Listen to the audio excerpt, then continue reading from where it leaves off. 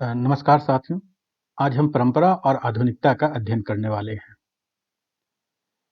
दीपावली के पर्व पर हम सभी अपने घरों में दिए जलाते हैं, बड़ों का पैर छूकर के प्रणाम करते हैं। किसी से विदा होते वक्त हम हाथ जोड़कर उनका अभिवादन करते हैं। तो ये सारी प्रक्रिया क्या है? हम सामान्य रूप से कहते हैं कि ये हमारी परंपरा का हिस्सा है। जब ये हमारी परंपरा का हिस्सा है तो आखिर हम परंपरा कहते किसे हैं? परंपरा की विशेषताएं क्या है? आखिर भारतीय संदर्भ में हम परंपरा को किस रूप में देखते हैं? परंपरा की ये जो धारणा है, क्या आधुनिकता से अलग है? जो आधुनिकता की धारणा है वो क्या है? और भारतीय संदर्भ में आधुनिकता की इस अवधारणा का विकास किस प्रकार से हुआ है? तो हम इसे विशेष रूप से आज समझने की कोशिश करेंगे कि आखिर हम परंपरा कहते किसे हैं। बहुत सामान्य रूप से अगर इसे समझने का हम प्रयास करें तो हम कहते हैं कि जिसका भी संबंध हमारे भूतकाल से है, जैसे हमारे जो रीति रिवाज है, विश्वास है, हमारे मूल्य है, परम जो मानदंड है, विचार है, कहते हैं कि ये सभी हमारे परंपरा का हिस्सा है। शाब्दिक रूप से अगर आप परंपरा को देखें तो जो इसका अंग्रेजी भाषा का शब्द है ट्रेडिशन, इसकी उत्पत्ति ट्रेडर शब्द से हुई है, जिसका अर्थ है हस्तांतरण, यानी कि एक रूप से दूसरे रूप में परिवर्तित होना या फिर एक पीढ़ी से दूसरी पीढ़ी के पास जाना। वहीं जो इसका संस्कृत का पर्यायवाची शब्द है ऐतिही, इसका अर्थ है कि जो चीजें हमें विरासत में प्राप्त होती है तो उसे हम क्या कहते हैं? परंपरा कहते हैं। एडवर्ड सिल्स ने इसकी परिभाषा देते हुए कहा कि परंपरा समाज के द्वारा जानबूझकर जो पुराने मानदंड हैं उसकी स्वीकारोक्ति है, यानी कि जो हमारे समाज में जो हमारे पुराने मूल्य हैं, मानदंड है, उसे हम क्या कहते हैं? परंपरा कहते हैं। इसी प्रकार से जिन्सबर्ग ने जो अपनी पुस्तक उन्होंने लिखी द साइकोलॉजी ऑफ सोसाइटी, इसमें उन्होंने परंपरा को परिभाषित करते हुए कहा कि यह मूल्यों, मान्यताओं, विश्वास और यहां तक कि जो आदतें हैं हमारी, जब उसका एक पीढ़ी से दूसरी पीढ़ी में हस्तांतरण होता है तो इस प्रक्रिया को हम परंपरा कहते हैं। अब हम देखते हैं कि परंपरा की विशेषताएं क्या है।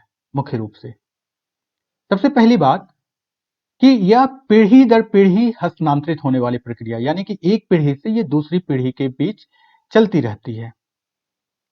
दूसरी बात जो महत्वपूर्ण रूप से परंपरा के बारे में कही गई कि यह अभौतिक संस्कृति से ताल्लुक रखता है, यानी कि यह परंपरा जो है हमारे जो विश्वास हैं, हमारे आदर्श हैं, हमारे तौर तरीके, हमारे रीति रिवाज हैं, तो ये सभी हमारे अभौतिक संस्कृति के हिस्से हैं और परंपरा मूलतः इन्हीं से संबंधित होती है। जब यह अभौतिक संस्कृति का हिस्सा है तो इसका अर्थ है कि अमूर्त है। अमूर्त का मतलब है कि वो चीजें जिन्हें हम छू नहीं सकते, देख नहीं सकते, इसे सिर्फ हम अनुभव कर सकते हैं। परंपराएं जो होती हैं आमतौर पर मौखिक होती है, यानी कि यह लिखित रूप में बहुत कम मिलते हैं और यह अनौपचारिक रूप से एक पीढ़ी से दूसरी पीढ़ी में हस्तांतरित होते रहती है। अगली जो महत्वपूर्ण इसकी जो विशेषता है कि परंपराएं फिर हम सीखते कैसे हैं? परंपराएं जो है हम सामाजिकरण की प्रक्रिया के द्वारा सीखते हैं। सामाजिकरण की प्रक्रिया के द्वारा हम अपने बुजुर्गों से, अपने घर में, परिवार में, पड़ोस में हम इस प्रक्रिया को सीखते हैं और परंपरा के तत्व को हम ग्रहण करते हैं। परंपराएं हमारे जीवन शैली को भी निर्धारित करती है, या हमारी खान पान, जो हमारी आदतें हैं, हमारे तौर तरीके हैं, इसको ये बड़े व्यापक रूप से प्रभावित करती है। कोई भी जो परंपरा होती है वो स्थानीय भौगोलिक पर्यावरण, यानी कि जो हमारा भौगोलिक परिवेश है, व जो ऐतिहासिक घटनाएं हैं उन सब से प्रभावित होती है। अगर आप किसी ठंडे इलाके में रहते हैं तो आपके खान पान में आप देखेंगे कि गर्म चीजों या गर्म पदार्थ की मात्रा काफी मिलेगी। इसी प्रकार से आप अगर किसी गर्म प्रदेश में रहते हैं तो आपके वेशभूषा आपको उस अनुसार मिलेंगे। इसी तरीके से आप अगर समुद्री इलाकों में रहते हैं तो आपके खान पान में समुद्री खानों का प्रभाव मिलता है। तो ये सभी चीजें क्या है कि हमारी परंपरा से हमें आती है और ये परंपराएं हमारे स्थानीय भौगोलिक पर्यावरण और ऐतिहासिक घटनाओं से भी प्रभावित होते हैं। अगला जो महत्वपूर्ण हिस्सा है कि परंपराएं संचयी होती है। संचयी का क्या तात्पर्य है? यह पीढ़ी दर पीढ़ी आपके अनुभव के द्वारा, आपके बुजुर्गों के द्वारा, वह उनके जो अनुभवजन्य ज्ञान है उस पर यह आधारित है। इस कारण से परंपराएं संचयी होती हैं। कई लोग यह कहते हैं कि परंपराएं जड़ होती है, परंतु ऐसा नहीं है। परंपराएं यह कह सकते हैं कि आसानी से बदलाव को स्वीकार नहीं करती है, वह इसकी प्रतिक्रिया करती है। बदलाव की बात जब भी आती है तो कह सकते हैं कि परंपराएं आसानी से बदलाव को स्वीकार नहीं करती है। अब हम परंपरा के प्रकार को देखते हैं और इसमें एक महत्वपूर्ण अवधारणा आती है, लघु परंपरा और बृहद परंपरा। इस अवधारणा को देने का श्रेय रॉबर्ट रेडफील्ड को जाता है। उन्होंने मैक्सिको के किसानों का अध्ययन करते हुए उन्होंने लघु समुदाय की अवधारणा प्रस्तुत की, जिसे मैकम मेरियट ने अपने किशनगढ़ी के अध्ययन में भारत के संदर्भ में इसका प्रयोग किया और उन्होंने अपनी पुस्तक लिखी विलेज इंडिया। और इसी तरह से मिल्टन सिंगर ने भी अपनी पुस्तक structure and change in Indian society में इस अवधारणा का प्रयोग किया और इसे लघु परंपरा और बृहद परंपरा कहा। तो हम ये समझने का प्रयास करेंगे कि लघु परंपरा किसे कहते हैं और बृहद परंपरा किसे कहते हैं। सबसे पहले हम देखेंगे कि लघु परंपरा। सामान्यतः लघु परंपरा ग्रामीण समुदाय की परंपरा को कही गई है और यह जो ग्रामीण बहुसंख्यक जो आबादी है यह उसका हिस्सा होता है। लघु परंपराएं स्वयं सिद्ध होती है, यह लिखित नहीं होती, अलिखित होती है, यह मौखिक होती है, यानी कि मौखिक रूप से एक पीढ़ी से दूसरी पीढ़ी को यह हस्तांतरित होते रहती है और इस कारण से यह लोक संस्कृति का हिस्सा बन जाती है। लोक मतलब जन, यानी जन संस्कृति का हिस्सा बन जाती है। अब हम देखेंगे कि बृहद परंपरा किसे कहते हैं। बृहद परंपरा शिक्षित लोगों की परंपरा मानी गई क्योंकि इसका अपना एक दार्शनिक एवं साहित्यिक परंपरा होता है। यह लिखित होता है। इसका वर्णन जो धार्मिक ग्रंथ हैं जैसे भारत में वेद, गीता, कुरान, बाइबल, इन सभी जो धार्मिक ग्रंथ में जिस परंपरा की चर्चा की गई उसे बृहद परंपरा कहा गया। तो मैं समझता हूं कि आपको लघु परंपरा और बृहद परंपरा की अवधारणा को समझने में अब दिक्कत नहीं आएगी।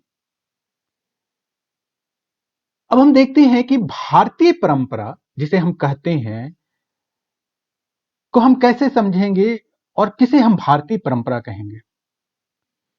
योगेंद्र सिंह ने अपनी एक बेहद महत्वपूर्ण पुस्तक उन्होंने लिखा, मॉडर्नाइजेशन ऑफ इंडियन ट्रेडिशंस, यानी भारतीय परंपरा का आधुनिकीकरण। उन्होंने इस पुस्तक में परंपरा के तत्वों की चर्चा की। उन्होंने कहा कि जो भारतीय परंपरा है वो समग्रवाद यानी कि सामूहिक संपूर्णता के तत्व को समाहित किए हुए है। इसका तात्पर्य है कि समग्रवाद से कि यहां व्यक्ति गौण है और समाज महत्वपूर्ण है। दूसरा उन्होंने कहा कि जो भारतीय परंपरा है इसमें संस्तरण या सोपान या बहुत ही महत्वपूर्ण है। जैसे आप देखते हैं कि जो भारतीय परंपरा में जाति व्यवस्था, जिसे 4 जातियों में वर्गीकृत किया गया, ब्राह्मण, क्षत्रिय, वैश्य और शूद्र। इसी तरह से आप आश्रम व्यवस्था को भी देखेंगे तो यह भी संस्तरण या सोपान की व्यवस्था पे आधारित है। सबसे पहले ब्रह्मचर्य आश्रम, उसके बाद गृहस्थ आश्रम, उसके बाद वानप्रस्थ और सबसे अंत में संन्यास आश्रम। तीसरी जो महत्वपूर्ण विशेषता कही गई भारतीय परंपरा की वह है निरंतरता, यानी कि पीढ़ी दर पीढ़ी एक हस्तांतरित होते रहती है। जो भारतीय परंपरा में जो कर्म का सिद्धांत है, यानी कि आपके कर्म के अनुसार आपके प्रारब्ध का निर्माण होता है। जो यहाँ पे पुनर्जन्म की जो बात कही गई, इस अवधारणा में जो जीवन मृत्यु की जो जिस चक्र की बात कही गई और यह जीवित से लौकिकता की ओर है, भौतिकता से आध्यात्मिकता की ओर है। तो यह निरंतरता क्या है, भारतीय परंपरा में समाहित है। और जो अंतिम विशेषता उन्होंने बताया वह पारलौकिकता की अवधारणा थी, जिसके बारे में उन्होंने कहा कि जो हम जीवन चक्र से जब हम मुक्त हो जाना चाहते हैं, जो मोक्ष की अवधारणा है भारतीय परंपरा में, जिसे हम पुरुषार्थ के अंतर्गत देखते हैं कि धर्म, अर्थ, काम और मोक्ष, जो अंतिम अवस्था है वो मोक्ष की अवस्था है, इस लौकिकता से परे चले जाना। अब हम देखेंगे कि परंपरा आधुनिकता से किस प्रकार से भिन्न है, या सबसे पहले हम इस अवधारणा को समझने का प्रयास करेंगे कि आधुनिकता किसे कहते हैं। आधुनिकता अंग्रेजी शब्द मॉडर्निटी जो है, यह ग्रीक शब्द मॉडर्नस और मोडो का विस्तार है, जिसका सामान्य अर्थ है प्रचलन, यानी जो प्रचलन में है हम उसे कहते हैं कि मॉडर्निटी है। परंतु ऐसा नहीं है। आप सबसे पहले अगर गौर करें कि आधुनिकता की अवधारणा आई कब, आधुनिकता की अवधारणा सबसे पहले पुनर्जागरण काल में आती है। पुनर्जागरण सबसे पहले कहां आया? यूरोप में आया। किसके खिलाफ आया? चर्च के खिलाफ आया। यानी चर्च के कारण वहां पर इस प्रकार की व्यवस्था उत्पन्न हो गई थी, धर्म का इतना ज्यादा बोलबाला था कि एक प्रकार से अंधकार युग कहा जाता है कि उस युग में एक तरह, अंधकार का मतलब ज्ञान के अंधकार से है, कि वहां ज्ञान का अंधकार था। और यूरोप में 14वीं और 15वीं शताब्दी में इस पुनर्जागरण के कारण आधुनिकता के मूल्य आते हैं। अगर गौर करें तो आधुनिकता वास्तव में एक मूल्य है, विचार है। इन विचारों में क्या है? मानवतावाद है। कहा गया कि मानव वैल्यू करता है, बुद्धिवाद की बात कही गई, तर्कवाद यानी कि आप तर्क की रोशनी में किसी चीज को परखेंगे तब स्वीकार करेंगे, वैज्ञानिक चेतना, धर्मनिरपेक्षता, प्रजातांत्रिक मूल्य, नवीन प्रौद्योगिकी आदि ऐसे जो विचार हैं, कहा गया कि इन विचारों का ये जो पुंज है, इसका जो समुच्चय है, यह वास्तव में आधुनिकता की अवधारणा या धारणा है। रिटजर ने इसलिए जब आधुनिकता को परिभाषित किया तो उन्होंने कहा कि आधुनिकता का संबंध मूल्य या विचारधारा से है। इसी प्रकार से जेम्स ओ'कॉनल ने आधुनिकता को परिभाषित करते हुए 3 महत्वपूर्ण बातें कही। पहली बात उन्होंने कहा कि यह आविष्कार प्रधान दृष्टिकोण है। दूसरा कि इसमें नए तकनीकों का आविष्कार किया जाता है। और तीसरा उन्होंने इसमें महत्वपूर्ण बात कही कि यह सामाजिक संरचनाओं के जो स्वरूप हैं और उसकी जो प्रक्रियाएं हैं, उसमें एक खुलापन पाया जाता है, यानी कि वह बदलाव या परिवर्तन के प्रति हमेशा अभिमुख होती है। इससे दुबे ने इस कारण से इसकी परिभाषा देते हुए कहा कि आधुनिकता एक मूल्य निरपेक्ष अवधारणा है, यानी कि यह अच्छे और बुरे का इसमें भेद नहीं है, आप आधुनिकता के मूल्यों को स्वीकार करते हैं। अब हम आधुनिकता की विशेषता की बात करेंगे। तो हमने इसकी परिभाषा में जैसा कि देखा कि आधुनिकता क्या है? आधुनिकता एक मूल्य है या एक दृष्टिकोण है, जिसे हम अपने जीवन में स्वीकार करने का प्रयास करते हैं। यह मूल्य है मानवतावाद का, बुद्धिवाद का, तर्कवाद का, धर्मनिरपेक्षता का, प्रजातांत्रिक मूल्य का। इसी तरह से हम देखते हैं कि जो आधुनिकता में हम ज्ञान की रोशनी में, तर्क की रोशनी में चीजों को परख कर तब हम उसे स्वीकार करते हैं। आधुनिकता में प्रौद्योगिकी और विज्ञान के प्रति रुझान पाया जाता है, यानी कि जो नई टेक्नोलॉजी है यानी और विज्ञान है, उसके प्रति समाज अभिमुख होता है। आधुनिकता चूंकि परिवर्तन का समर्थन करती है और आधुनिकता के साथ परिवर्तन जुड़ा हुआ है, इस कारण से हम कहते हैं कि जो आधुनिकता है वो गतिशीलता की वाहक है। आधुनिकता का जो सर्वप्रमुख एक मूल्य कहा जाए तो यह प्रदत्त परिस्थिति, यानी कि जो आपको जन्म से प्राप्त होती है, उस पर यह ज्यादा निर्भर नहीं करती है, बल्कि आप समाज में रहते हुए जिस परिस्थिति को आप अर्जित करते हैं, अपने कर्म से, अपने पुरुषार्थ से जिस परिस्थिति को हासिल करते हैं, यह उसको महत्व देती है। आधुनिकता में नवीन आर्थिक व्यवस्था का सृजन हुआ, जैसे श्रम विभाजन, विशेषीकरण जैसी नई अवधारणा आई, यानी कि अलग अलग काम के लिए अलग अलग लोग। आप देखिए आज के डेट में क्या है, आंख का डॉक्टर अलग है, कान का डॉक्टर अलग है, हड्डियों का डॉक्टर अलग है, हृदय का डॉक्टर अलग है। तो ये एक प्रकार से विशेषीकरण आधारित। इसी तरह से हम देखते हैं कि आधुनिकता में नवीन सामाजिक, राजनीतिक एवं सांस्कृतिक संस्थाओं का भी विकास होता है। आज देखिए आज आधुनिकता के मूल्य के कारण जिस बच्चों का पालन पहले दादी और नानी करती थी, अब उसका स्थान आधुनिक शहरों में या आधुनिकता में क्रेच ने ले लिया है, जिसे हम पालना गृह भी कहते हैं। राजतंत्र का स्थान प्रजातांत्रिक मूल्य आए।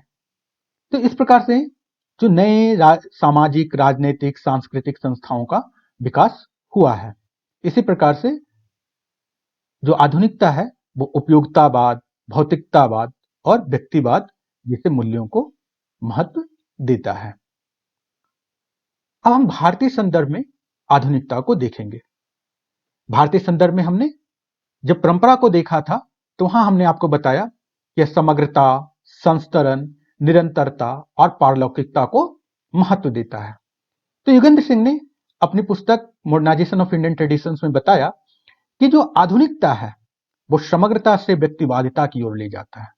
यानी कि जहां पहले समाज संपूर्ण था वहां पर व्यक्ति की अपनी व्यक्तिगत पहचान मायने रखने लगती है। संस्तरण से समानता की ओर, जहां पर जाति भेदभाव है। संस्तरण जो सोपान है, ऊंच नीच का पदक्रम है, जो भेदभाव है, वहां से हम समानता की बात करते हैं कि अब हम कहते हैं कि हम सभी व्यक्ति बराबर हैं। जैसे हमने भारतीय संविधान के अपने अनुच्छेद 14 में इस बात को स्वीकार किया है कि संविधान की नजर में क्या है, सभी समान हैं। इसी प्रकार से निरंतरता से ऐतिहासिकता की ओर, जो वहां जीवन मृत्यु के चक्र का जो एक निरंतरता है, आत्मा की अमरता है, उसकी जगह पे ऐतिहासिक घटनाएं ले लेती हैं। और आपका इतिहास कि आप किस तरह से ऐतिहासिक तौर पे धीरे धीरे एक एक कर आप विकास की ओर बढ़ते हैं। इसी तरह से पारलौकिकता का स्थान इहलौकिकता या कह सकते हैं कि धर्मनिरपेक्षता जैसी अवधारणा ले लेती है।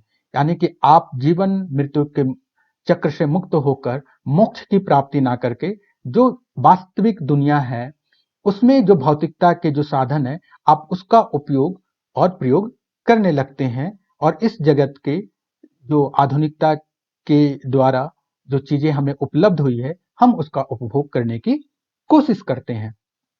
तो इस प्रकार से आप देखते हैं कि भारतीय परंपरा आधुनिकता में जब बदलती है तो उसके मूल्यों में किस प्रकार से बदलाव आता है। और इस चार्ट में हमने योगेंद्र सिंह के द्वारा कही गई बातों को आपको समझाने का प्रयास किया है। तो अब मैं समझता हूं कि आपको ये परंपरा और आधुनिकता की अवधारणा समझ आ गई होगी। अब आप समझ पा रहे होंगे कि वास्तव में हम परंपरा किसे कहते हैं, भारतीय संदर्भ में परंपरा हम किसे कहते हैं, आधुनिकता वास्तव में परंपरा से कैसे अलग है, कैसे आधुनिकता मूल्यों की बात कहती है, और भारतीय संदर्भ में जब हम आधुनिकता को देखते हैं तो यह परंपरा से किस प्रकार से अलग है। तो आज के लिए इतना ही, और उम्मीद करता हूं कि आपको यह वीडियो पसंद आया होगा। और अगर आपको ये वीडियो पसंद आया हो तो आप इसे लाइक और सब्सक्राइब जरूर करें, जिससे कि मुझे भी हौसला मिले आगे आपके लिए और भी बेहतर वीडियो बनाने के लिए। धन्यवाद साथियों।